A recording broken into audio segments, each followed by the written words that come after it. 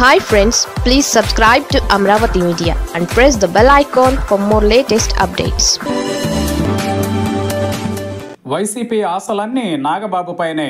AP deputy CM Pawan Kalyan silent గా ఉన్నారు. తన పని తాను చేసుకుంటున్నారు. దూకుడుగా ఉండడం లేదు.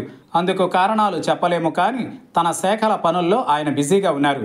మరోవైపు మంత్రి నారా లోకేష్ సైతం తన పని తాను చేసుకుంటున్నారు.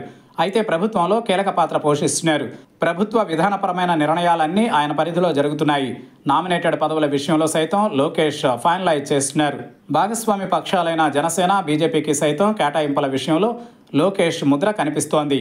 అయితే ఇంతవరకు ప్రశాంత వాతావరణం ఉంది, కానీ జూన్ నుంచి ఆ పరిస్థితి ఉండే అవకాశం లేదు. ఎందుకంటే నాగబాబు మంత్రివర్గంలోకి ప్రవేశిస్తుండడమే. కొద్ది రోజుల కిందట నాగబాబు ఎమ్మెల్సీ అయిన సంగతి తెలిసిందే. ఎమ్మెల్సీగా ప్రమాణ స్వీకారం చేసిన ఆయన నేరుగా పిఠాపురం వెళ్లారు. పలు ప్రారంభోత్సవాలు చేశారు. అంతకుముందు జనసేన ఆవిర్భావ సభలో నాగబాబు చేసిన కామెంట్స్ దుమారానికి దారితీశాయి. పిఠాపురం వర్మను ఉద్దేశించి ఆయన చేసిన కామెంట్స్ వివాదాస్పదమయ్యాయి. అయితే నాగబాబు పవన్ కళ్యాణ్ అంతా వ్యూహకర్త కాదు. ఏదైనా నిర్మోహమాటంగా మాట్లాడతారు. ఆచితూచి మాట్లాడే అవకాశం ఉండదు. అందుకే ఆయన కేబినెట్లోకి వస్తే ఇబ్బందికర పరిస్థితులు తప్పవు అన్న కామెంట్స్ వినిపిస్తున్నాయి. జూన్లో మంత్రివర్గ విస్తరణకు చంద్రబాబు సిద్ధపడుతున్నారు. ఓ 3 మంత్రులను పక్కన పెట్టి 4 మంత్రులను తీసుకొనున్నారు. ఇలా తొలగిస్తున్న వారికి ఇప్పటికే సమాచారం అందించారని కూడా తెలుస్తోంది. జనసేన నుంచి నాగబాబుకు బెర్త్ ఖాయం. బీజేపీకి మరో మంత్రి పదవి ఇస్తారని తెలుస్తోంది. నాగబాబుతో జనసేనకు కేటాయించే మంత్రి పదవులు 4కు చేరతాయి. ఇప్పటికే జనసేన నుంచి పవన్ కళ్యాణ్, నాదెండ్ల మనోహర్, కందుల దుర్గేష్ ఉన్నారు.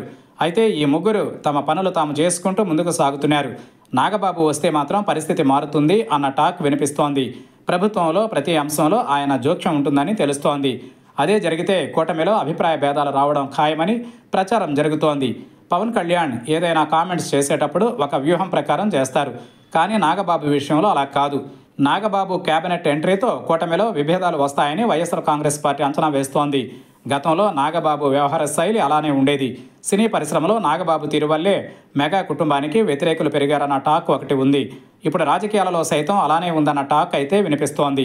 ఇటీవల టీడీపీ నేతల విషయంలో నాగబాబు ప్రకటనలు అలానే ఉంటున్నాయి. అయితే ఇప్పటికే కూటమిలో సమన్వయం చక్కగా సాగుతోంది. నాగబాబు విషయంలో బ్యాలెన్స్ తప్పుతుందని వైసీపీ ఆశతో ఉంది. అయితే పవన్ మాత్రం ఈ విషయంలో చాలా జాగ్రత్తగా ఉంటారు. నాగబాబును ఖచ్చితంగా కట్టడి చేస్తారని తెలుస్తోంది. మరి ఏం జరుగుతుందో చూడాలి.